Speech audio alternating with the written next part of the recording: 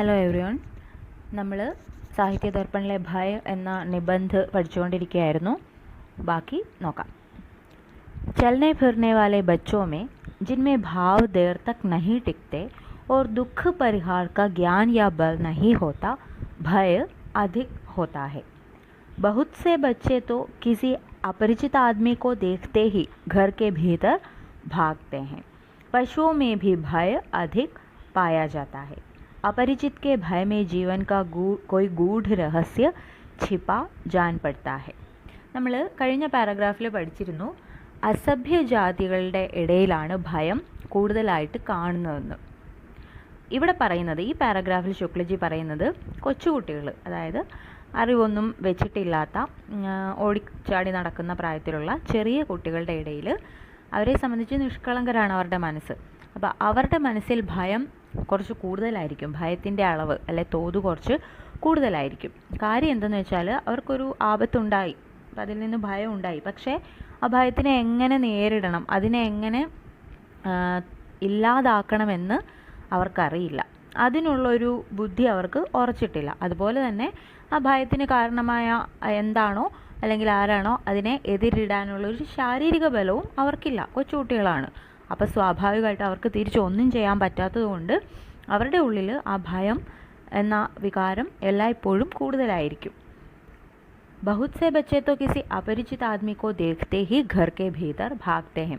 അപ്പം നമുക്കറിയാം, കൊച്ചുകുട്ടികൾ, മിക്കവാറും എല്ലാ കൊച്ചുകുട്ടികളും ഈ പരിചയമില്ലാത്ത ആൾക്കാരെയൊക്കെ കാണുമ്പോൾ, നമ്മുടെ വീട്ടിലേക്ക് പരിചയമില്ലാത്ത ആരെങ്കിലും വന്നാൽ കൊച്ചുകുട്ടികളൊക്കെ ഓടിപ്പോയി എവിടെയെങ്കിലും ഒളിക്കാറുണ്ട്. അവരുടെ മുന്നിലേക്ക് വരാൻ ഭയമാണ്. അപ്പോൾ അത് അവർക്ക് അറിവില്ലായ്മയിൽ നിന്നുണ്ടാവുന്ന ആ ഒരു ഭയമാണ്. പശുവോ മേ ഭി ഭയ അധിക് പായാ ജാത്താ ഹെ. അതേപോലെ തന്നെയാണ് മൃഗങ്ങളുടെ കാര്യവും. മൃഗങ്ങൾ ആരും തന്നെ ഇങ്ങോട്ട് വന്ന് ആക്രമിക്കാറില്ല. അവരെ അങ്ങോട്ട് ആക്രമിക്കുമ്പം അവർ പേടി കാരണമാണ് ശരിക്കും തിരിച്ചടിക്കുന്നത്. അപ്പോൾ അവർക്കും ഒരു ഭയമുണ്ട്. അവരെ അസഭ്യരാണ്, ചിന്തിക്കാനുള്ള കഴിവൊന്നുമില്ല മൃഗങ്ങൾക്കിടയിലും ഭയം സാധാരണഗതിയിൽ കൂടുതലായിരിക്കും. അപരിചിത് കെ ഭയ മേ ജീവൻ കാ കോയി ഗൂഢ രഹസ്യം छिपा जान पड़ता है. അവരെ കാണുമ്പോൾ നമ്മുടെ ഉള്ളിൽ തോന്നുന്ന ഒരു ഭയം അതെന്തെന്ന് വെച്ചാൽ അതെന്തോ ഒരു നിഗൂഢതയാണ്. കാര്യം അവരെ നമുക്കറിയില്ല, അവരാരാണെന്നറിയില്ല, അവരെന്തിനിവിടെ വരുന്നു എന്നറിയില്ല. അപ്പം അതിൽ നിന്ന് ഒരു വ്യക്തതയില്ലായ്മയിൽ നിന്ന് ആണ് ആ ഒരു ഭയം ഉടലെടുക്കുന്നത്. प्रत्येक प्राणी भीतरी आंख कुछ खुलते ही अपने सामने मानो एक दुख कारक पूर्ण संसार फैला हुआ पाता है, जिसे क्रमशः कुछ अपने ज्ञान बल से और कुछ बाहुबल से थोड़ा बहुत सुखमय बनाता चलता है.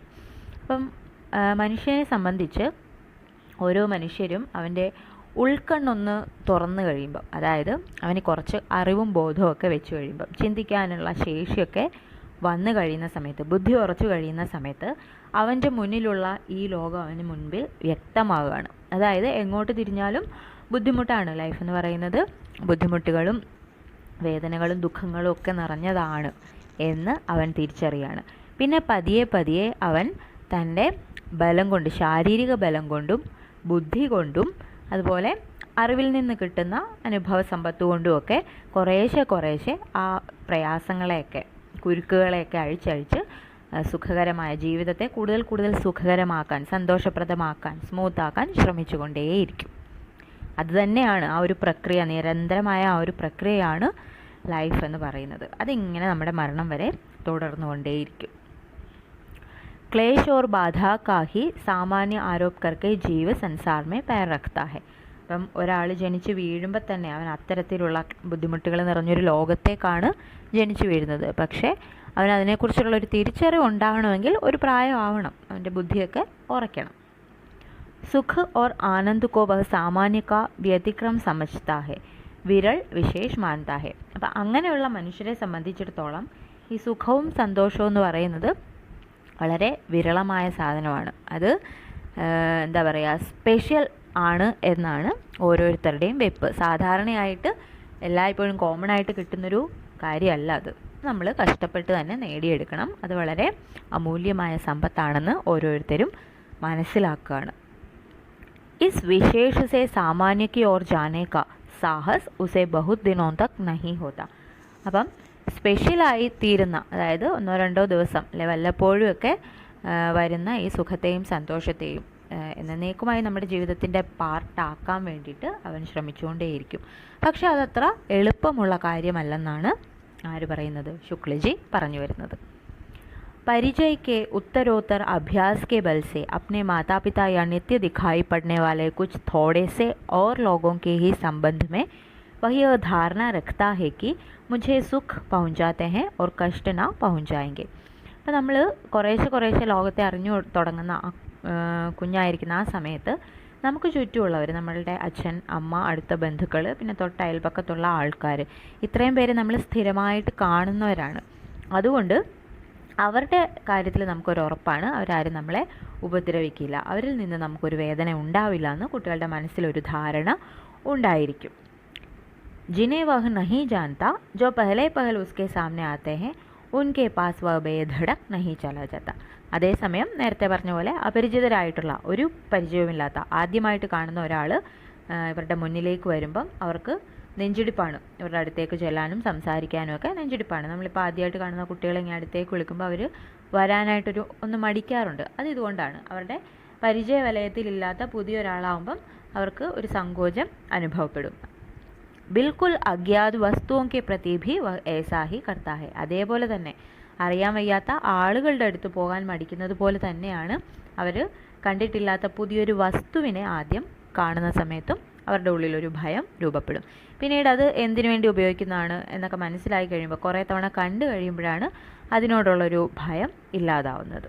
ഭയ की इस वासना का परिहार क्रमशः होता चलता है. ज्यों-ज्यों वह नाना रूपों से अभ्यस्त होता है, त्यों-त्यों उसकी धड़क खुलती जाती है. इस प्रकार अपने ज्ञान बल, हृदय बल और शरीर बल की वृद्धि के साथ वह दुख की छाया मानो हटाता चलता है.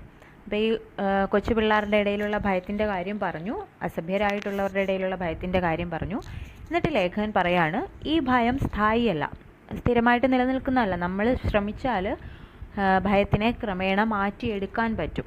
അപ്പോൾ അത്, ആ ഭയം എന്ന് പറയുന്നത് ക്രമശ, ഉസ്ക പരിഹാർ ക്രമശ ഹോത്താ ചൽത്താ ഹെ. ഒറ്റയടിക്ക് മാറ്റാൻ പറ്റില്ല, ഘട്ടം ഘട്ടമായി ആണ് ഭയം മാറ്റിയെടുക്കുന്നത്. അതെങ്ങനെയെന്ന് വെച്ചാൽ, ज्यों-ज्यों वह नाना रूपों से अभ्यस्त होता है, त्यों-त्यों उसकी धड़क खुलती जाती है.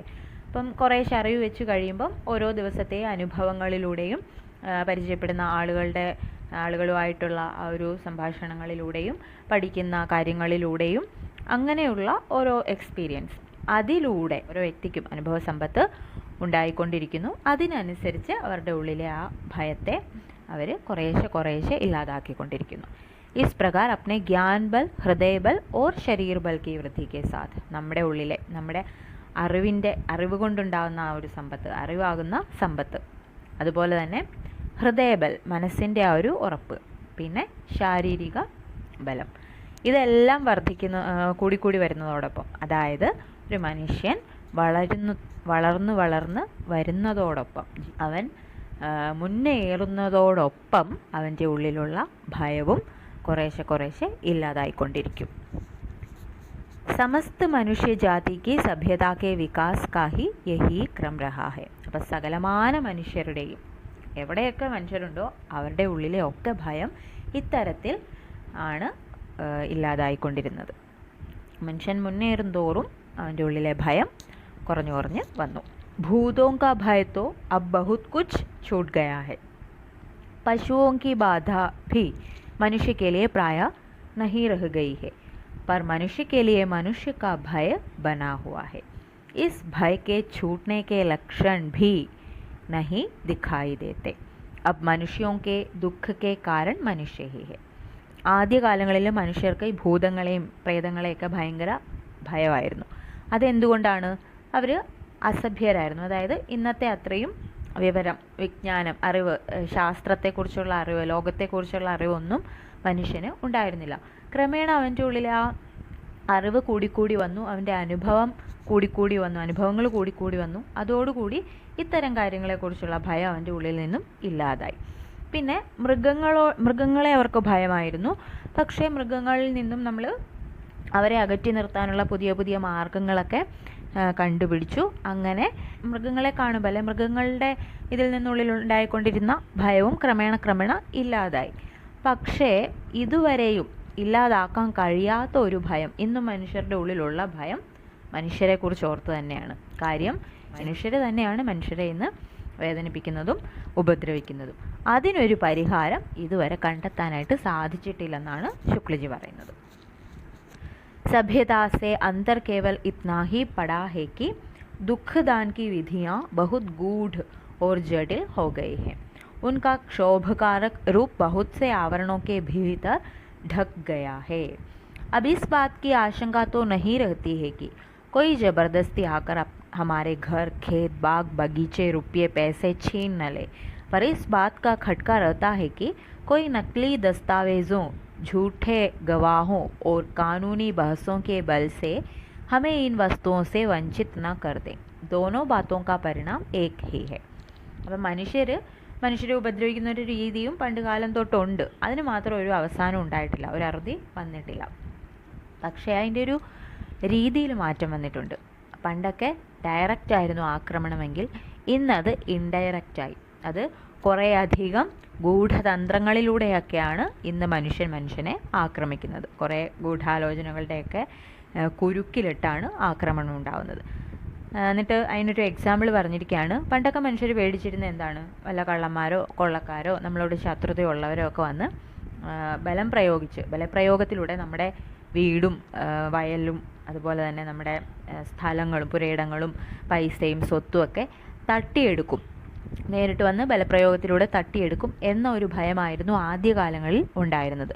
പക്ഷേ ഇന്ന് ആ ഒരു ഭയമല്ല, മറിച്ച് എന്തെങ്കിലും തെറ്റായ പ്രമാണങ്ങളിലൂടെ അല്ലെങ്കിൽ നിയമത്തിൻ്റെ കുരുക്കുകളിലൂടെ നമ്മളെ കബളിപ്പിച്ച് നമ്മളെ പറ്റിച്ച് ഇൻഡയറക്റ്റായി നമ്മളുടെ സ്വത്തുക്കളും മറ്റും അല്ലെങ്കിൽ ആ രീതിയിൽ എന്തെങ്കിലും അടിച്ചെടുക്കും, കൈപ്പിടിയിലാക്കും, എന്നിട്ട് നമ്മളെ ഏതെങ്കിലും കുരുക്കിലേക്ക് തള്ളിവിടും എന്നൊക്കെയുള്ള ഭയമാണ് ഇന്ന് മനുഷ്യർക്ക് ഉള്ളത്.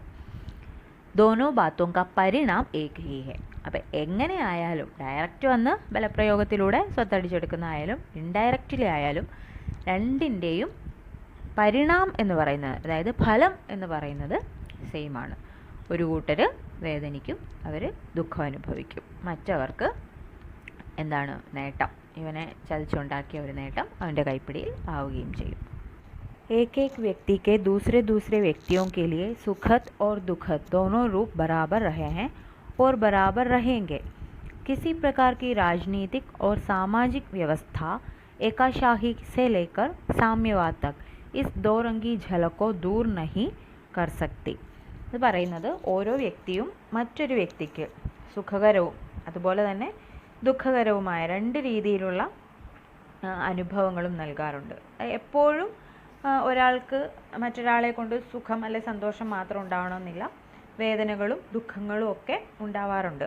അതങ്ങനെയാണ് ഈ മനുഷ്യ ജീവിതം എന്ന് പറയുന്നത്, അതല്ലെങ്കിൽ പ്രകൃതി നിയമം എന്ന് പറയുന്നത് അങ്ങനെയാണ്. ഇപ്പം നമ്മുടെ ഇവിടെ ഏത് സിസ്റ്റം നിലനിന്നാലും, അതായത് രാഷ്ട്രീയപരമായിട്ടും സാമൂഹികപരമായിട്ടുമുള്ള സിസ്റ്റം, കിസി പ്രകാർ കി രാജ്നീതിക് ഓർ സാമാജിക് വ്യവസ്ഥ, എത്തരത്തിലുള്ള സാമൂഹ്യ വ്യവസ്ഥയായാലും രാഷ്ട്രീയ വ്യവസ്ഥയായാലും, ഏകാധിപത്യമാണെങ്കിലും അതല്ല കമ്മ്യൂണിസം ആണെങ്കിലും അതല്ല സോഷ്യലിസം ആണെങ്കിലും, അങ്ങനെ സിസ്റ്റം എന്ത് തന്നെ ആയിക്കൊള്ളട്ടെ, പക്ഷേ ഈ രണ്ട് രൂപങ്ങളും, അതായത് സുഖവും ദുഃഖവും സന്തോഷവും പ്രയാസവും നിറഞ്ഞ ഒരു ലൈഫായിരിക്കും അല്ലെങ്കിൽ ഒരു സാമൂഹ്യ സ്ഥിതി ആയിരിക്കും നിലനിൽക്കുക.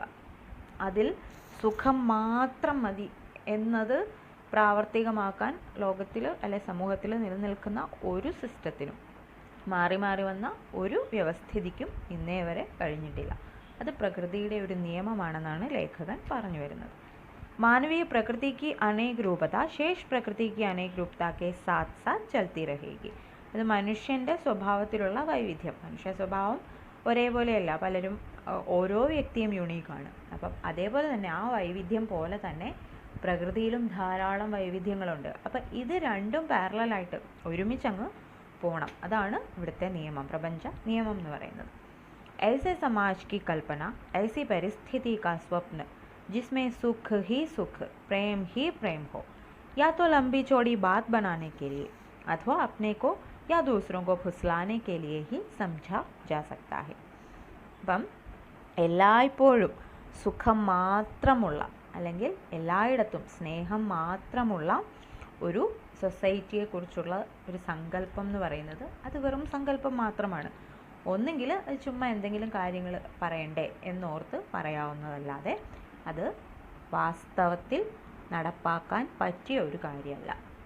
ചുമ്മാ ആരോടെങ്കിലും എന്തെങ്കിലും പറയാൻ വേണ്ടിയിട്ട് അല്ലെങ്കിൽ ആരെങ്കിലും സമാധാനിപ്പിക്കാൻ വേണ്ടിയിട്ട് പറയാം. അതല്ലാതെ എല്ലായ്പ്പോഴും സുഖം മാത്രമുള്ള, സന്തോഷം മാത്രമുള്ള, സ്നേഹം മാത്രമുള്ള ഒരു സമൂഹം നമുക്ക് സങ്കല്പിക്കാൻ പോലും സാധിക്കില്ല എന്നതാണ് യാഥാർത്ഥ്യം എന്ന് ലേഖകൻ ഓർമ്മിപ്പിക്കുകയാണ്. ऊपर जिस व्यक्तिगत विषमता की बात कही गई है उससे समष्टि रूप में मनुष्य जाति का वैसा अमंगल नहीं है. कुछ लोग अलग अलग यदि क्रूर लोभ के व्यापार में रत रहे तो थोड़े से लोग ही उनके द्वारा दुखी या त्रस्त होंगे. यदि उक्त व्यापार का साधन एक बड़ा दल बनाकर किया जाएगा तो उसमें अधिक सफलता होगी और उसका अनिष्ट प्रभाव बहुत दूर तक फैलेगा. संघ एक शक्ति है जिसके द्वारा शुभ और अशुभ दोनों के प्रसार की संभावना बहुत बढ़ जाती है. നേരത്തെ നമ്മൾ പറഞ്ഞു വ്യക്തികൾ പരസ്പരം ദുഃഖവും സുഖവും രണ്ടും പ്രദാനം ചെയ്യാറുണ്ടെന്ന് പറഞ്ഞു. പക്ഷേ അത് ഒരു വ്യക്തി വിചാരിച്ചാൽ എല്ലാവരെയും ഒന്നും ദുഃഖിപ്പിക്കാം അല്ലെ വേദനിപ്പിക്കാം അല്ലെ പ്രയാസത്തിലാഴ്ത്താനൊന്നും പറ്റില്ല. ചില മനുഷ്യർക്ക് മാത്രമാണ് അതുകൊണ്ടുള്ള ബുദ്ധിമുട്ടുകൾ ഉണ്ടാവുന്നത്. പക്ഷേ അതൊരു ഗ്രൂപ്പായിട്ട് ചെയ്യുകയാണെങ്കിൽ, അതാണ് സംഘ് ഹി ശക്തി ഹേ എന്ന് സംഘേക് ശക്തി ഹേ എന്ന് പറഞ്ഞത്. നമ്മൾ ഒറ്റയ്ക്ക് ചെയ്യുന്ന കാര്യം ഒരു കുറച്ച് ആൾക്കാർ കൂടി ചേർന്ന് ചെയ്യുകയാണെങ്കിൽ അതിൻ്റെ ഒരു തോത്, അതിൻ്റെ റിസൾട്ട് എന്ന് പറയുന്നത് വളരെ വലുതായിരിക്കും. അതിപ്പോൾ ആരെങ്കിലും വേദനിപ്പിക്കുന്ന കാര്യമായാലും ആർക്കെങ്കിലും എന്തെങ്കിലും ഉപകാരം ചെയ്യുന്ന കാര്യമായാലും ഒറ്റയ്ക്ക് ചെയ്യുന്നതും കൂട്ടായിട്ട് ചെയ്യുന്നതും ഉണ്ടാക്കുന്ന ഇമ്പാക്റ്റുകൾ അല്ലെങ്കിൽ അതിൻ്റെ ഫലങ്ങൾ തമ്മിൽ വലിയൊരു വ്യത്യാസം ഉണ്ടെന്നാണ് പറഞ്ഞു വരുന്നത്. അപ്പോൾ സംഘ് एक शक्ति है जिसके द्वारा शुभ और अशुभ दोनों के प्रसार की संभावना बहुत बढ़ जाती है. അപ്പോൾ സംഘബലം എന്ന് പറയുന്നത് എടുത്തു പറയേണ്ടതാണ്. അതൊരു ശക്തി തന്നെയാണ്. അപ്പം അശുഭകാര്യമായാലും മംഗളകരമായ കാര്യമായാലും അമംഗളകരമായ കാര്യമായാലും നല്ലതായാലും ചീത്തയായാലും ഗ്രൂപ്പായിട്ട് ചെയ്യുമ്പം അതിൻ്റെ തോത് കുറച്ച് കൂടുതലായിരിക്കും. प्राचीन काल में जिस प्रकार के स्वदेश प्रेम की प्रतिष्ठा यूनान में हुई थी उसने आगे चलकर यूरोप में बड़ा भयंकर रूप धारण किया. अर्थशास्त्र के प्रभाव में अर्थोन्माद का उसके साथ संयोग हुआ और व्यापार राजनीति या राष्ट्रनीति का प्रधान अंग हो गया. यूरोप के देश इस धुन में लगे कि व्यापार के बहाने दूसरे देशों से जहाँ तक धन खींचा जा सके बराबर खींचा जाता रहे. पुरानी चढ़ाइयों की लूटपाट का सिलसिला आक्रमण काल तक ही जो बहुत दीर्घ नहीं हुआ रहता था. पर यूरोप के अर्थोन्मादियों ने ऐसी गूढ़, जटिल और स्थायी प्रणालियाँ प्रतिष्ठित की जिनके द्वारा भूमंडल की न जाने कितनी जनता का क्रम से रक्त चूसता चला जा रहा है. न जाने कितने देश चलते फिरते कंकालों के कारागार हो रहे हैं. അപ്പോൾ പറഞ്ഞു ഒറ്റയ്ക്ക് ചെയ്യുന്നതും കൂട്ടായിട്ട് ചെയ്യുന്നതും തമ്മിൽ വ്യത്യാസമുണ്ടെന്ന് പറഞ്ഞു. അപ്പോൾ പണ്ട് കാലത്ത് യൂനാൻ എന്ന് പറഞ്ഞാൽ ഗ്രീക്കാണ്. ഗ്രീക്കിൽ ഉണ്ടായിരുന്ന സ്വദേശ പ്രേമം, സ്വന്തം രാജ്യത്തോടുള്ള അവരുടെ സ്നേഹം, നാട്ടുകാരുടെ സ്നേഹം കുറച്ച് കാലം കടന്നു പോയപ്പോൾ യൂറോപ്പിൽ അതൊരു വലിയ സ്വാധീനമാണ് ചെലുത്തിയത്. അപ്പോൾ അവരെന്താ ചെയ്തത്? യൂറോപ്യൻസ് അവരുടെ രാജ്യത്തോടുള്ള സ്നേഹം കാരണം അവരുടെ രാജ്യത്തെ എങ്ങനെയെങ്കിലുമൊക്കെ വികസിപ്പിക്കണം എന്ന ഒരു ലക്ഷ്യം അവരുടെ ഉള്ളിൽ ഉണ്ടാവുകയും അതിനു വേണ്ടിയിട്ട് അവർ സാമ്പത്തികപരമായിട്ട് ഒരുതരം ഉന്മാദാവസ്ഥയിലായി. അവർ സാമ്പത്തിക ഉന്മാദാവസ്ഥയിലേക്ക് മാറുകയും അവരെന്ത് ചെയ്തു? അതെല്ലാം ബിസിനസ്സിലായിക്കൊള്ളട്ടെ, പൊളിറ്റിക്സിലായിക്കൊള്ളട്ടെ, രാജ്യതന്ത്രത്തിലായിക്കൊള്ളട്ടെ, എല്ലാത്തിനകത്തും ഈ സാമ്പത്തികത്തെ കയറ്റിവിടാൻ തുടങ്ങി. അതുമായിട്ട് കണക്ട് ചെയ്ത് ചിന്തിക്കാനായിട്ട് തുടങ്ങി. അതിൻ്റെ ഫലമായിട്ട് എങ്ങോട്ട് നോക്കിയാലും എല്ലാവർക്കും കാശ് വേണം, പൈസ വേണം, അല്ലെ സമ്പത്ത് വേണം. അത് അങ്ങനെ സമ്പത്തുണ്ടാക്കി നമ്മുടെ രാജ്യത്തെ വികസിപ്പിക്കണം, നമ്പർ 1 ആക്കണം എന്ന ഒരു ലക്ഷ്യമായിരുന്നു. അപ്പോൾ സംഭവം എന്താണെന്ന് വെച്ചാൽ എല്ലാ രാജ്യങ്ങളിലും പോയി ഇവർ കോളനികളൊക്കെ ഉണ്ടാക്കുകയും അവിടുത്തെ റിസോഴ്സസിനെ സമ്പത്താക്കിക്കൊണ്ട് തങ്ങളുടെ രാജ്യത്തേക്ക് എത്തിക്കാനുള്ളൊരു ശ്രമവും നടത്തിക്കൊണ്ടിരുന്നു. കൊള്ളയടിക്കുന്ന ഈ പ്രക്രിയ തുടർന്നുകൊണ്ടേയിരുന്നു. പക്ഷെ കുറച്ചു കാലം തിരിച്ചടികൾ വന്നു തുടങ്ങിയ സമയത്ത് അതിനൊരു അറുതി ഉണ്ടാവുകയാണ് ചെയ്തത്. പക്ഷേ അപ്പോഴത്തേക്ക് അവർ യൂറോപ്പിലെ ഈ അർദ്ധോന്മാദികൾ എന്താ ചെയ്തേ, അവർ ഗൂഢമായ ജട്ടിൽ ഓർ സ്ഥായി, അതായത് ഭയങ്കര കുരുക്കൾ നിറഞ്ഞ കോംപ്ലിക്കേറ്റഡ് ആയിട്ടുള്ള സ്ഥിരം പദ്ധതികൾ ആവിഷ്കരിച്ചു. അതിലൂടെ നമുക്ക് ആ തന്ത്രത്തെ, അവരുടെ തന്ത്രത്തെ മറികടക്കാൻ പറ്റാത്ത രീതിയിലാവുകയും ഓരോ രാജ്യത്തിൻ്റെയും രക്തം ഊറ്റിക്കുടിക്കുകയും കുറേശ്ശെ അവിടെയുള്ള സകലമാന സമ്പത്തും കൊള്ളയടിച്ച് യൂറോപ്പിലേക്ക് എത്തിക്കാനും അവർക്ക് സാധിച്ചു എന്നുള്ളതാണ്. പ്രവർത്തനം ഗ്രൂപ്പായിട്ട് മാറിയപ്പം അതിൻ്റെ ഒരു ഇമ്പാക്റ്റ്, അതിൻ്റെ ഒരു ഫലം, റിസൾട്ട് എന്ന് പറയുന്നത്, ആഫ്റ്റർ എഫക്റ്റ് എന്ന് പറയുന്നത് വളരെ വലുതായിരുന്നു. അത് ലോകത്തെ മറ്റു രാജ്യങ്ങളെയൊക്കെ, അവികസിത രാജ്യങ്ങളെയും വികസിച്ചുകൊണ്ടിരുന്ന രാജ്യങ്ങളെയും ഒക്കെ കങ്കാലോക്കെ കാർഗാർ ഹോരഹേ, ആ രാജ്യങ്ങളൊക്കെ തന്നെ ദാരിദ്ര്യത്തിൻ്റെ പടുകുഴിയിലേക്ക് തള്ളിവിടപ്പെടുകയാണ് ചെയ്തത്. അപ്പം അതാണ് പറഞ്ഞത്, സംഘ് एक शक्ति है जिसके द्वारा शुभ और अशुभ दोनों के प्रसार की संभावना बहुत बढ़ जाती है. जब तक यूरोप की जातियों ने आपस में लड़कर रक्त नहीं बहाया, तब तक उनका ध्यान अपनी उस अंध नीति से अनर्थ की ओर नहीं गया. गत महायुद्ध के पीछे जगह जगह स्वदेश प्रेम के साथ साथ विश्व प्रेम उमड़ता दिखाई देने लगा. आध्यात्मिकता की भी बहुत कुछ पूछ होने लगी, पर इस विश्व प्रेम और आध्यात्मिकता का शाब्दिक प्रचार ही तो अभी देखने में आया है. इस फैशन की लहर भारतवर्ष में आई, पर कोरे फैशन के रूप में गृहीत इस विश्व प्रेम और अध्यात्म की चर्चा का कोई स्थायी मूल्य नहीं. इसे हवा का एक झोंका समझना चाहिए. യൂറോപ്യൻ രാജ്യങ്ങൾ ബാക്കിയുള്ളവരെ ഇങ്ങനെ ലൂട്ട് ചെയ്തുകൊണ്ടിരുന്നു എന്ന് പറഞ്ഞു. അപ്പോൾ യൂറോപ്പിലെ രാജ്യങ്ങൾ തമ്മിൽ അവർക്കിടയിൽ സംഘർഷാവസ്ഥ ഉണ്ടായി തുടങ്ങിയ ആ സമയം വരെ ഈ ഒരു കൊള്ളയടിക്കൽ നിലനിന്നു. അവരൊറ്റക്കെട്ടായി നിന്ന സമയത്ത് ബാക്കി എല്ലായിടത്തു നിന്നും എല്ലാം ഇഷ്ടംപോലെ അടിച്ചുകൊണ്ട് പോയി. പക്ഷെ അവർ തമ്മിലടി തുടങ്ങിയ സമയത്ത് ആ ഒരു അന്ധനീതിക്ക് അവസാനം ഉണ്ടാവുകയാണ് ചെയ്തത്. അപ്പോൾ അതിൻ്റെ ഫലമാണ് കഴിഞ്ഞു പോയ യുദ്ധങ്ങൾ, മഹായുദ്ധങ്ങളെല്ലാം തന്നെ. അവിടെ നമുക്ക് സ്വദേശ സ്നേഹത്തോടൊപ്പം, സ്വന്തം രാജ്യത്തോടുള്ള സ്നേഹത്തോടൊപ്പം തന്നെ ലോകത്തോടുള്ള ഒരു സ്നേഹവും കാണാൻ പറ്റും. പിന്നീട് അവിടെ കടന്നു വന്ന വേറൊരു ഘടകം എന്ന് പറയുന്നത് ആധ്യാത്മികതയാണ്. ആധ്യാത്മികത എന്ന് പറഞ്ഞാൽ സ്പിരിച്വാലിറ്റിയാണ്, അതിൽ ഭക്തിയും കൂടി വരുന്നു. पर इस विश्व प्रेम और आध्यात्मिकता का शाब्दिक प्रचार भी तो अभी देखने में आया है. അപ്പം അത് ശുക്ലജി അതിനെ ഒരു ഫാഷനായിട്ടാണ് പറഞ്ഞിരിക്കുന്നത്. ഒരു പുതിയ ട്രെൻഡായിരുന്നു ഈ വിശ്വപ്രേമവും അതുപോലെ തന്നെ ആധ്യാത്മികതയും. അതൊരു ഫാഷൻ പോലെ എല്ലായിടത്തും വ്യാപിച്ചു. ഭാരതത്തിലും ഇന്ത്യയിലേക്കും ആ ഒരു ട്രെൻഡ് കടന്നു വരികയാണ് ഉണ്ടായത്. പക്ഷേ ഇതിൻ്റെ ഒന്നും അടിത്തട്ടിൽ എന്തെങ്കിലും ഒരു മോറൽ വാല്യൂ ഉള്ളതായിട്ട് അദ്ദേഹം പറയുന്നില്ല. അതായത് ഒരു ഉദ്ദേശം, നന്മ ഒന്നിൻ്റെയും ബേസിൽ കാണുന്നില്ല. ഇസെ ഹവാക്ക എക് ഝോങ്ക സമജ്നാ ചാഹിയെ, ഒരു കൊടുങ്കാറ്റ് അല്ലെങ്കിൽ ഒരു പെട്ടെന്ന് വീശിയ ഒരു കാറ്റായിട്ട് മാത്രം ഇതിനെ കണ്ടാൽ മതി, അങ്ങനെ കാണാൻ പറ്റൂ എന്നാണ് ലേഖകൻ പറയുന്നത്. അതല്ലാതെ ഈ വിശ്വപ്രേമിൻ്റെയും ആധ്യാത്മികതയുടെയും ഒന്നും അടിത്തട്ടിൽ ഒരു മോറൽ വാല്യൂസും ഇല്ല. सभ्यता की वर्तमान स्थिति में एक व्यक्ति को दूसरे व्यक्ति से वैसा भय तो नहीं रहा जैसा पहले रहा करता था, पर एक जाति को दूसरी जाति से, एक देश को दूसरे देश से भय के स्थायी कारण प्रतिष्ठित हो गए हैं. ശുക്ലജി പറയുന്നത് നമ്മുടെ സഭ്യത, മനുഷ്യജാതിയുടെ സഭ്യത അല്ലെങ്കിൽ സിവിലൈസേഷൻ എന്ന് പറയുന്നത് മാറി മാറി വന്നതാണ്. അപ്പോൾ ഇപ്പോൾ അത് അത്യാവശ്യം ഡെവലപ്ഡാണ്. അപ്പം സഭ്യതയുടെ, സിവിലൈസേഷൻ്റെ കറണ്ടായിട്ടുള്ള സിറ്റുവേഷനിൽ, വർത്തമാന കാലഘട്ടത്തിൽ ഒരു വ്യക്തിക്ക് നേരത്തെ പോലെ മറ്റൊരു വ്യക്തിയെ ഭയമില്ല. നേരത്തെ അങ്ങോട്ടും ഇങ്ങോട്ടും എല്ലാവരും ഭയപ്പെട്ടിരുന്നു, പക്ഷേ ഇന്ന് ആ ഒരു അവസ്ഥയില്ല.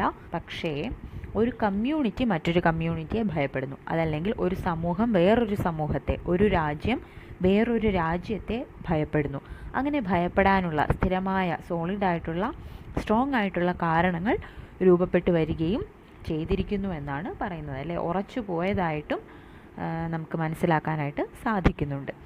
അതെങ്ങനെയാണെന്ന് വെച്ചാൽ, सबल और सबल देशों के बीच अर्थ संघर्ष की, सबल और निर्बल देशों के बीच अर्थ शोषण की प्रक्रिया अनवरत चल रही है. एक क्षण का विराम नहीं है.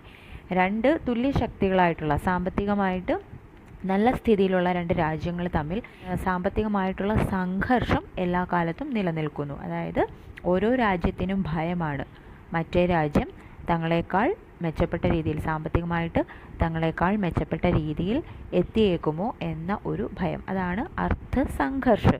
അത് സാമ്പത്തികമായിട്ട് മെച്ചപ്പെട്ട് നിൽക്കുന്ന രണ്ട് രാജ്യങ്ങൾക്കിടയിലാണ് ഉണ്ടാവുന്നത്. അതേസമയം സബൽ ഓർ നിർബൽ ദേശവും കെ ബീച്ച്, നല്ല ശക്തിശാലിയായിട്ടുള്ള ഒരു രാജ്യവും അതുപോലെ ദുർബലരായിട്ടുള്ള വേറൊരു രാജ്യവും തമ്മിലാണെങ്കിൽ അർത്ഥശോഷൺ കാ സംഘർഷം. അപ്പം ദുർബലരായിട്ടുള്ള വികസിത രാജ്യങ്ങളെ അവികസിത രാജ്യങ്ങൾക്ക് എപ്പോഴും ഭയമാണ്. കാര്യം തങ്ങളെ അവർ ഇനിയും കൊള്ളയടിച്ചേക്കുമോ, തങ്ങളെ അവർ ഇനിയും ചൂഷണം ചെയ്തേക്കുമോ എന്ന രീതിയിലുള്ള ഭയം. അതും സാമ്പത്തികമായ ചൂഷണമാണ് ലേഖകൻ ഉദ്ദേശിച്ചിരിക്കുന്നത്. അപ്പോൾ ഈ ഒരു പ്രക്രിയ കണ്ടിന്യൂസ്ലി നടന്നുകൊണ്ടിരിക്കുകയാണ്, തുടർന്നുകൊണ്ടേയിരിക്കുകയാണ്. അതിനൊരു നിമിഷം പോലും വിരാമമില്ല. ഇസ് സാർവഭൗം വണിക് വൃത്തി സെ उतना अनर्थ कभी न होता यदि क्षत्रिय वृत्ति उसके लक्ष्य से अपना लक्ष्य अलग रखती, पर इस युग में दोनों का विलक्षण सहयोग हो गया है. എന്നിട്ട് ശുക്ലജി പറയാണ്, ഇത് ആഗോളതലത്തിൽ കാണപ്പെടുന്ന ഒരു പ്രക്രിയ തന്നെയാണ്, ഒരു ബിസിനസ് തന്ത്രം അല്ലെ ഒരു ബിസിനസ് തന്നെയാണ്, വ്യാപാരം, കച്ചവടം തന്നെയാണ്. ആ കച്ചവടം ഇന്ന് കാണുന്ന രീതിയിൽ അത്രത്തോളം ഭീഷണമാകില്ലായിരുന്നു എന്ത് ചെയ്തിരുന്നുവെങ്കിൽ ഓരോ രാജ്യത്തിൻ്റെ, സമ്പന്ന രാജ്യങ്ങളുടെയും അല്ലാത്ത രാജ്യങ്ങളുടെയും എല്ലാം ഭരണരംഗം, അതാണ് ഈ ക്ഷത്രിയ വൃത്തി കൊണ്ട് ഉദ്ദേശിച്ചിരിക്കുന്നത്, കുറച്ചുകൂടി അവനവൻ്റെ ഉത്തരവാദിത്തം നിറവേറ്റിയിരുന്നുവെങ്കിൽ, നല്ല രീതിയിൽ ശക്തമായ രീതിയിൽ നിറവേറ്റിയിരുന്നുവെങ്കിൽ, അതായത് ഈ കച്ചവടത്തിലേക്ക് കൈ കടത്താതെ കച്ചവടവും ഭരണവും രണ്ടായിട്ട് തന്നെ നിലനിന്നിരുന്നുവെങ്കിൽ ഇത്രത്തോളം പ്രശ്നങ്ങൾ ഉണ്ടാവില്ലായിരുന്നു. അതായത് ഓരോരുത്തരും അവനവൻ്റെ ജോലി ചെയ്യുക, മറ്റൊരു ഡിപ്പാർട്ട്മെൻറ്റിലേക്ക് കൈ കടത്തുമ്പോഴാണ് പ്രശ്നങ്ങൾ ഉണ്ടാകുന്നത്. അപ്പം വണിക് വൃത്തിയും ക്ഷത്രിയ വൃത്തിയും, വ്യാപാരവും അതുപോലെ ഭരണവും രണ്ടും കൂടി ഇന്നെങ്ങനെയാണ് സഹयोग हो गया है, രണ്ടും കൂടി കൈകോർത്തുകൊണ്ടാണ് മുന്നോട്ട് പോയിക്കൊണ്ടിരിക്കുന്നത്. അപ്പം അങ്ങനെയുള്ളൊരു സാഹചര്യത്തിലാണ് ഇത്തരം സംഘർഷങ്ങൾ നിലനിൽക്കുന്നത്, അല്ലെങ്കിൽ ഇത്തരം രാജ്യങ്ങൾ തമ്മിലുള്ള ഭയം നിലനിൽക്കുന്നത്. वर्तमान अर्थोन्माद को शासन के भीतर रखने के लिए क्षत्रिय धर्म के उच्च और पवित्र आदर्श को लेकर क्षत्रिय संघ की प्रतिष्ठा आवश्यक है. അത് കഴിഞ്ഞിട്ട് ഇതിനൊരു സൊല്യൂഷൻ എന്നോണം ശുക്ലജി പറയാണ്, ഈ അർത്ഥോന്മാദിൻ്റെ കറണ്ട് സിറ്റുവേഷനിൽ, അതായത് എല്ലാവരും ഈ സമ്പത്തിന് പിന്നാലെയാണ്, പണത്തിന് പിന്നാലെയാണ്. അപ്പം അതിനെ, ആ ഒരു ഉന്മാദാവസ്ഥയെ ഭരണത്തിൻ്റെ ഉള്ളിൽ, അതിൻ്റെ നിയന്ത്രണത്തിൻ്റെ ഉള്ളിൽ നിർത്തിക്കൊണ്ട് ആ ഭരണതന്ത്രത്തിൻ്റെ ഏറ്റവും ഉത്കൃഷ്ടമായിട്ടുള്ള, ഏറ്റവും പവിത്രമായ ആദർശങ്ങളെ ഊട്ടിയുറപ്പിക്കാൻ സാധിച്ചാൽ, അങ്ങനെ ഒരു സിസ്റ്റം നിലവിൽ വന്നാൽ മാത്രമേ ഇത്തരത്തിലുള്ള സംഘർഷാവസ്ഥയ്ക്ക് പരിഹാരമാവുകയുള്ളൂ എന്നാണ് ലേഖകൻ അഭിപ്രായപ്പെടുന്നത്. जिस प्रकार सुखी होने का प्रत्येक प्राणी को अधिकार है, उसी प्रकार मुक्तातंक होने का भी, पर कर्मक्षेत्र के चक्रव्यूह में पड़कर जिस प्रकार सुखी होना प्रयत्न साधक होता है, उसी प्रकार निर्भय रहना भी. निर्भयता के संपादन के लिए दो बातें अपेक्षित होती है. पहली तो यह है कि दूसरों को हमसे किसी प्रकार का भय या कष्ट न हो. दूसरी यह है कि दूसरे हमको कष्ट या भय पहुंचाने का साहस न कर सके. ശുക്ലജി പറയുന്നത്, നമ്മൾക്ക് സന്തോഷിക്കാനുള്ള, അല്ലെങ്കിൽ നല്ല സൗകര്യാർത്ഥം ജീവിക്കാനുള്ള ഒരു അവകാശം ഉള്ളതുപോലെ തന്നെ നിർഭയരായിട്ട് ജീവിക്കാനുള്ള ഒരു അവകാശവും, അതായത് സ്വതന്ത്രമായി ജീവിക്കാനുള്ള, സ്വച്ഛന്തമായി ജീവിക്കാനുള്ള ഒരു അവകാശവും കൂടി ഉണ്ട്. पर कर्मक्षेत्र के चक्रव्यूह में पड़कर जिस प्रकार सुखी होना प्रयत्न साधक होता है, उसी प्रकार निर्भय रहना भी.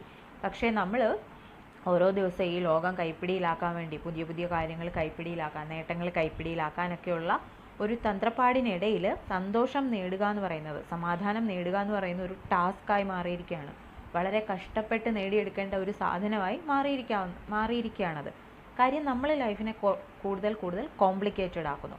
അപ്പോൾ അത്തരം ഒരു സാഹചര്യത്തിൽ സന്തോഷം അല്ലെ സമാധാനം നേടുക എന്നത് കോംപ്ലിക്കേറ്റഡായി, അതേപോലെ തന്നെ നിർഭയരായിരിക്കുക എന്നുള്ളതും കോംപ്ലിക്കേറ്റഡായ ഒരു കാര്യമായി മാറിയിരിക്കുന്നു. കാര്യം നമ്മൾ ഓരോ ദിവസം കഴിയും തോറും കൂടുതൽ കൂടുതൽ നേടാനായിട്ടാണ് ശ്രമിക്കുന്നത്. അതിൻ്റെ ഇടയിൽ നമ്മൾ പലതരം പ്രവൃത്തികൾ ചെയ്തു കൂട്ടുന്നുണ്ട്.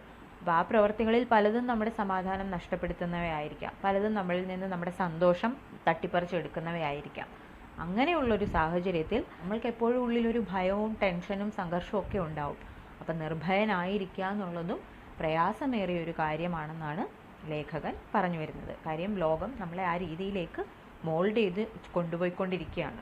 തുടർന്ന് പറയുന്നു, നിർഭയതാക്കെ സമ്പാദൻ കെലിയെ ദോ ബാത്തെ അപേക്ഷിത് ഹോത്തി ഹെ. അപ്പം നിർഭയനായിരിക്കുക എന്ന് പറയുന്ന ഒരു ടാസ്ക്കാണ്, അതിനു വേണ്ടിയിട്ട് പ്രയത്നിക്കേണ്ടതുണ്ട്. അപ്പം അത് നമുക്ക് നേടിയെടുക്കാനുള്ള 2 വഴികളും കൂടി ശുക്ലജി പറഞ്ഞു തരുന്നുണ്ട്. അതാണ് നിർഭയതാക്കെ സമ്പാദൻ കെലിയെ ദോ ബാത്തെ അപേക്ഷിത് ഹോത്തി ഹെ. അത്യാവശ്യമായിട്ടുള്ള 2 കാര്യങ്ങൾ. ഒന്ന്, പഹലി തോ യഹ് കി ദൂസറോं को हमसे किसी प्रकार का भय या कष्ट ना हो. മറ്റൊരാൾക്ക് നമ്മളെ കൊണ്ട് യാതൊരു ബുദ്ധിമുട്ടും ഉണ്ടാവാൻ പാടില്ല. നമ്മൾ അറിഞ്ഞുകൊണ്ട് മറ്റൊരാളെ വേദനിപ്പിക്കാനോ മറ്റൊരാൾക്ക് ഉപദ്രവം ഉണ്ടാക്കാനോ പാടില്ല എന്നുള്ളതാണ് ഒന്നാമത്തെ കാര്യം. രണ്ടാമത്തെ കാര്യം, ദൂസരി യഹ് കി दूसरे हमको कष्ट या भय पहुंचाने का साहस ना कर सके. മറ്റൊരാൾക്ക് നമ്മളെ വന്ന് ഉപദ്രവിക്കാനുള്ളൊരു സാഹചര്യം നമ്മളായിട്ട് ഉണ്ടാക്കി കൊടുക്കരുത്. അതായത് നമ്മളെ എന്തും പറഞ്ഞിട്ട് പോകാം, അല്ലെങ്കിൽ നമ്മളെ എന്തും ചെയ്തിട്ട് പോകാം എന്ന ഒരു തോന്നൽ വേറൊരാൾക്ക് ഉണ്ടാവാൻ പാടില്ല. അങ്ങനെയുള്ള 2 സാഹചര്യത്തിൽ നമ്മൾക്ക് നിർഭയരായിട്ട് ഈ സമൂഹത്തിൽ ജീവിക്കാമെന്നാണ് ശുക്ലജി പറഞ്ഞു വെക്കുന്നത്. അപ്പോൾ ആ പോയിന്റ്, निर्भयता के संपादन के लिए 2 बातें अपेक्षित होती है. पहली तो यह है कि दूसरों को हमसे किसी प्रकार का भय या कष्ट ना हो. നമ്മൾക്ക് നിർഭയരായി ജീവിക്കാൻ അവകാശമുണ്ട്, അതുപോലെ തന്നെ മറ്റൊരാൾക്കും ഉണ്ട്, ഓപ്പോസിറ്റുള്ള ആൾക്കും ഉണ്ട്. അതുകൊണ്ട് നമ്മൾ അറിഞ്ഞുകൊണ്ട് അയാളെ ഉപദ്രവിക്കാൻ പാടില്ല. दूसरी यह है कि दूसरे हमको कष्ट या भय पहुंचाने का साहस ना करें. മറ്റൊരാൾക്ക് നമ്മളെ വന്ന് തള്ളിയിട്ട് പോകാൻ ഉള്ളൊരു ധൈര്യം ഉണ്ടാവാൻ പാടില്ല. അതിനുള്ളൊരു സാഹചര്യം നമ്മളായിട്ട് സൃഷ്ടിച്ചു കൊടുക്കാനും പാടില്ല. ഈ 2 കാര്യങ്ങൾ ശ്രദ്ധിച്ചാൽ നമുക്ക് ഈ സമൂഹത്തിൽ നിർഭയരായിട്ട്, ഒരു പരിധിവരെ നിർഭയരായിട്ട് ജീവിക്കാമെന്നാണ് ലേഖകൻ്റെ അഭിപ്രായം. इनमें से एक का संबंध उत्कृष्ट शील से है और दूसरी का शक्ति और पुरुषार्थ से. इनमें से एक का संबंध ഉത്കൃഷ്ട ശീൽ സേ ഹെ. ആദ്യത്തേത് ബന്ധപ്പെട്ട് കിടക്കുന്നത് ഒരു വ്യക്തിയുടെ നല്ല ശീലം അല്ലെ നല്ല സ്വഭാവം, നല്ല സംസ്കാരവുമായിട്ട് ബന്ധപ്പെട്ടാണ്. നമുക്ക് നല്ലൊരു സംസ്കാരമുള്ള വ്യക്തി, നല്ല സ്വഭാവമുള്ളൊരു വ്യക്തി ഒരിക്കലും മറ്റൊരാളെ വേദനിപ്പിക്കാൻ, ബുദ്ധിമുട്ടിക്കാനായിട്ട് ശ്രമിക്കില്ല.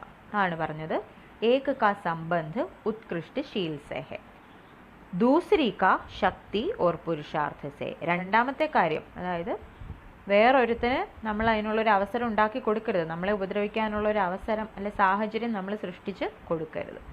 അതിൻ്റെ ബന്ധം ഏതുമായിട്ടാണ്? ശക്തി ഓർ പുരുഷാർത്ഥസേ. നമ്മളുടെ ഒരു ശക്തി, നമ്മളുടെ ഒരു ബലം, അല്ലെങ്കിൽ നമ്മൾ എന്ന വ്യക്തിയുടെ ഒരു വ്യക്തിത്വം, അത് നല്ല സ്ട്രോങ് ആണ്, നല്ല ഉറച്ച വ്യക്തിത്വമാണെന്നുണ്ടെങ്കിൽ വേറൊരുത്തൻ നമ്മളെ വന്ന് എന്തെങ്കിലും പറയാനോ എന്തെങ്കിലും ചെയ്യാനോ ഒന്ന് മടിക്കും, അല്ല ഒന്നുകൂടെ ഒന്ന് ചിന്തിക്കും. അതാണ് പറഞ്ഞത് दूसरी का शक्ति और पुरुषार्थ से. इस संसार में किसी को न डराने से ही डरने की संभावना दूर नहीं हो सकती. പിന്നെ വീണ്ടും ശുക്ലജി പറയാണ്, ഇങ്ങനെയൊക്കെ ആണെങ്കിലും ഈ ലോകം എന്ന് പറയുന്നത് പലതരം മനുഷ്യരുടെ, പല സ്വഭാവങ്ങളുള്ള, വൈവിധ്യമാർന്ന സ്വഭാവങ്ങളുള്ള മനുഷ്യരുടെ ലോകമാണ്. അപ്പോൾ അതുകൊണ്ട് നമ്മൾ ആരെയും അറിഞ്ഞുകൊണ്ട് ബുദ്ധിമുട്ടിക്കുന്നില്ല, ദ്രോഹിക്കുന്നില്ല, നമ്മൾ ആർക്കും വിഷമം ഉണ്ടാക്കി കൊടുക്കുന്നില്ല എന്നും പറഞ്ഞ് തിരിച്ചും എല്ലായ്പ്പോഴും അങ്ങനെ തന്നെ സംഭവിച്ചു കൊള്ളണമെന്നില്ല. ചിലപ്പോൾ ആരെയും ഉപദ്രവിക്കാത്ത ആൾക്കാർക്കിട്ടും പാരകൾ കിട്ടാറുണ്ട്, ബുദ്ധിമുട്ടുകൾ ഉണ്ടാവാറുണ്ട്. ആണ് പറഞ്ഞിരിക്കുന്നത്, സാധു സെ സാധു പ്രകൃതി വാലേക്കോ ക്രൂർ ലോഭിയോ ഓർ ദുർജനോ സെ ക്ലേശ് പहुंचता है. ആർക്കും ആരുടെയും ഒരു ദ്രോഹത്തിനും പോവാത്ത മനുഷ്യർക്ക് പോലും ക്രൂരന്മാരായിട്ടുള്ള, അത്യാഗ്രഹികളായിട്ടുള്ള അക്രമികളുടെ കയ്യിൽ നിന്നും വേദനകൾ സഹിക്കേണ്ടി വന്നിട്ടുണ്ട്, ബുദ്ധിമുട്ടുകൾ സഹിക്കേണ്ടി വന്നിട്ടുണ്ട്. अदा उनके प्रयत्नों को विफल करने या भय संचार द्वारा रोकने की आवश्यकता से हम बच नहीं सकते. അപ്പോൾ അതുകൊണ്ട് തന്നെ ഈ പറഞ്ഞതിനൊക്കെ ലിമിറ്റേഷൻസ് ഉണ്ട്. ഒരു പരിധിയിൽ കൂടുതൽ അവരുടെ പ്രവൃത്തിയെ, നമ്മളെ ആക്രമിക്കാൻ വരുന്ന അവരുടെ പ്രവൃത്തിയെ നമുക്ക് തടഞ്ഞു നിർത്താനായിട്ട് സാധിച്ചു കൊള്ളണമെന്നില്ല. നമുക്ക് തടയേണ്ടതായിട്ടുണ്ട്, തടയാൻ വേണമെങ്കിൽ നമുക്ക് ശ്രമിക്കാം. അവർ നമ്മളെ ആക്രമിക്കാൻ വരുമ്പോൾ നമുക്ക് തടയാൻ ശ്രമിക്കാം. നമ്മുടെ ഉള്ളിൽ ഭയം ഉണ്ടാവുകയും ചെയ്യും. അപ്പം ആ ഭയത്തെ നമുക്ക് ഒരു പരിധിയിൽ കൂടുതൽ ഇല്ലാതാക്കാൻ സാധിക്കത്തില്ല എന്നാണ് ലേഖകൻ പറഞ്ഞു വയ്ക്കുന്നത്. അപ്പം ഇതോടുകൂടി ഭയ നിബന്ധ അവസാനിച്ചിരിക്കുകയാണ്. അതിൽ ശുക്ലജി പ്രധാനമായിട്ടും ഭയത്തിൻ്റെ വേരിയേഷൻസിനെ കുറിച്ച്, ആശങ്കയെക്കുറിച്ച്, ഡറിനെ കുറിച്ച് പറഞ്ഞിട്ടുണ്ട്. ക്രോധ്, ഭയ തമ്മിലുള്ള വ്യത്യാസം പറഞ്ഞിട്ടുണ്ട്. അതുപോലെ തന്നെ ഭയത്തെ എങ്ങനെയാണ് നമ്മൾ അകറ്റുന്നത്, ക്രമേണ എങ്ങനെയൊക്കെ അകറ്റാൻ സാധിക്കും. പിന്നെ സാമൂഹികമായൊരു അവസ്ഥകളിൽ ഭയം എങ്ങനെയാണ് പ്രവർത്തിക്കുന്നതെന്ന് പറഞ്ഞിട്ടുണ്ട്. രാജ്യങ്ങൾ തമ്മിലുള്ള ഒരു സംഘർഷാവസ്ഥയെക്കുറിച്ച് പറഞ്ഞിട്ടുണ്ട്. അങ്ങനെ മനുഷ്യൻ്റെ മനസ്സിലെ വികാരമായ ഭയത്തിൻ്റെ വിവിധ തലങ്ങളെക്കുറിച്ചാണ് രാംചന്ദ്ര ശുക്ല ഭയ എന്ന നിബന്ധിൽ ചർച്ച ചെയ്തിരിക്കുന്നത്. Thank you.